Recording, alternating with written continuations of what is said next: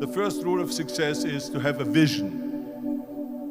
You see, if you don't have a vision of where you go, and if you don't have a goal where you go, you drift around and you never end up anywhere. It's like you can have the best ship in the world, you can have the best airplane in the world. If the pilot or the captain doesn't know where to go, it would just drift around. It would not end up anywhere, or most likely in the wrong place. So I was very fortunate that I stumbled onto my vision. I mean, as you know, I was born in 1947 in Austria after the Second World War. And I didn't really like Austria when I grew up. I couldn't wait to get out of there. I couldn't see myself becoming a farmer or a worker in a factory or anything like that. Even though my parents wanted me to stay there and have a normal life. My father wanted me to become a police officer like he was. My mother wanted me just to stay there and marry a girl with the name of Heidi, hopefully, and have a bunch of kids and run around like the Van Trapp family in The Sound of Music. But that was their vision, not mine. My vision was totally different. I felt that I was born for something special, for something unique, for something big. So I was searching.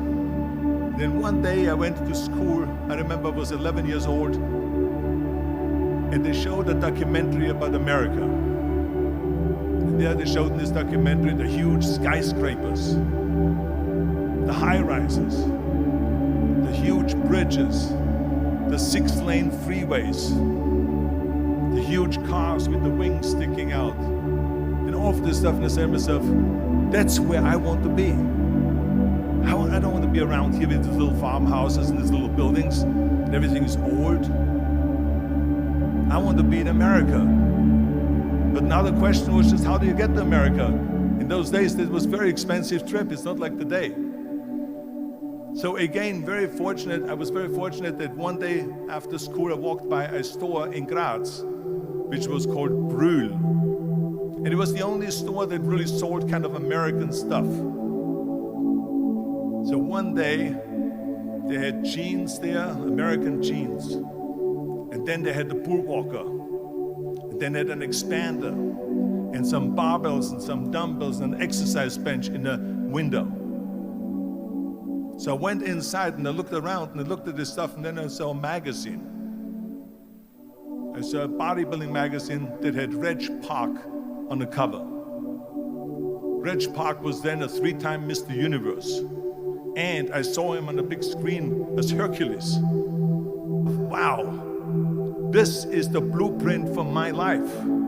This is exactly what I want to do. I want to become a bodybuilding champion just like Reg Park. I want to get into movies just like Reg Park. And I want to make millions of dollars and be rich and famous just like Reg Park. Do you know how great it felt that I knew where I was going? Imagine the majority of people don't know where they're going. I knew where I was going, that I'm going to become this bodybuilding champion just like him. So it was just a question of, how do you do it? I was so relieved, because when you have a goal, when you have a vision, everything becomes easy. Because remember that in America, for instance, when you study, you will see the percentage of people that like their jobs. 74% hate their job in America. Now, this is not much different when you come to Europe. The majority of people don't like what they're doing, because they're really not doing it because they didn't have a goal and they followed this goal. They just aimlessly drift around, and then all of a sudden there's a job opening, so they get that job because you have to work. But then when you work, it's a chore. It's work. It's not fun. So if you think about, only a quarter of the people really enjoy what they're doing in life. That is unbelievable if you think about it. So I felt so blessed that I knew what I was doing. It's like a medical student that studies and knows he wants to become a doctor. You know where to go. So I knew where to go. So people always ask me, when they saw me in the gym in the pumping iron days, They say, why is it that you're working out so hard? 5 hours a day, 6 hours a day, and you have always a smile on your face. The others are working out just as hard as you do, and they look sour in the face. Why is that? And I told people all the time, I said, because to me, I'm shooting for a goal. In front of me is the Mr. Universe title. So every rep that I do gets me closer to accomplishing that goal, to make this goal, this vision turn into reality. And the same thing is also in politics. I remember that in politics, I had a very clear vision that I will be the leader of California. That's as far as I could go because I was not born in America, so I could not run for president. So being the governor of the fifth largest state, I should say the largest state, the fifth largest economy in the world, was for me really the ultimate title, the ultimate accomplishment in politics. So even though people came up to me and says, why don't you go and run for something smaller, you're never gonna make it. I ran for governor, and then 2 months later I became governor of the state of California. Again, because I had a very clear vision what I'm gonna do with California. So let me tell you something, visualizing your goal and going after it makes it fun. You got to have a purpose no matter what you do in life. You got to have a purpose. So that's rule number one, have a vision. Rule number two is, don't listen to the naysayers. Don't listen to the naysayers.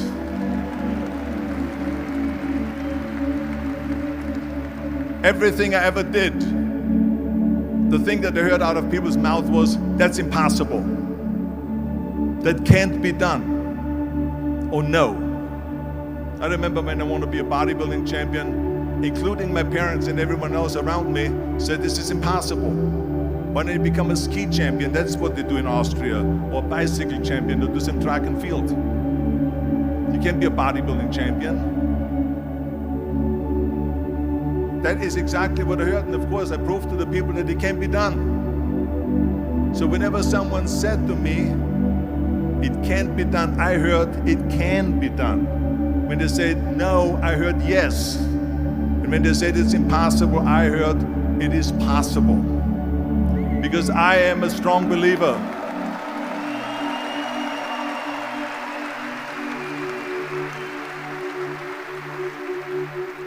I'm a strong believer what Nelson Mandela said, that everything is always impossible until someone does it. Well, I'm gonna be the one, I said to myself, I'm gonna do it and I'm gonna show it to them. Maybe it has never been done before. That's perfectly fine with me. But I'm gonna do it. And I did not listen to the naysayers. And it drives me crazy when people say that they don't have enough time to go to the gym for 45 minutes a day and work out. Or to do something for 45 minutes to an hour a day to improve. If it is physically improve or if it is mentally to improve. Imagine you read 1 hour a day about history. How much you will learn after 365 hours in 1 year.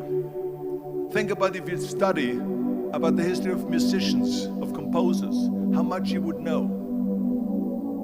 Imagine if you would work on a business, on some business that you want to develop every day for an hour. Imagine how further along you will go and get. So it drives me nuts because when people say we don't have the time, we have 24 hours a day. We sleep 6 hours a day, so that gives you still 18 hours. So we have 18 hours a day. The average person works around 8 to 10 hours. So let's assume it's 10 hours, so we have 8 hours left. Then you travel around an hour a day, maybe 2 hours a day. So now you have still 6 hours left. So what do you do with the 6 hours? What do you do with the 6 hours? Then we eat a little bit, then we schmooze a little bit, talk a little bit to people and all that stuff. But you can see how much time there is available if you organize your day. So you got to work hard. I mean, let me tell you something. When I went to America, I went to college. I went and worked out 5 hours a day. And I was working on construction. Because in those days in bodybuilding, there was no money. I didn't have the money for food supplements or anything. So I had to go to work. So I worked on construction. I went to college. I worked out in the gym, and at night from 8 o'clock at night to 12 midnight, I went to acting class 4 times a week. So I did all of that. There was not one single minute that I wasted. And this is why I'm standing here today.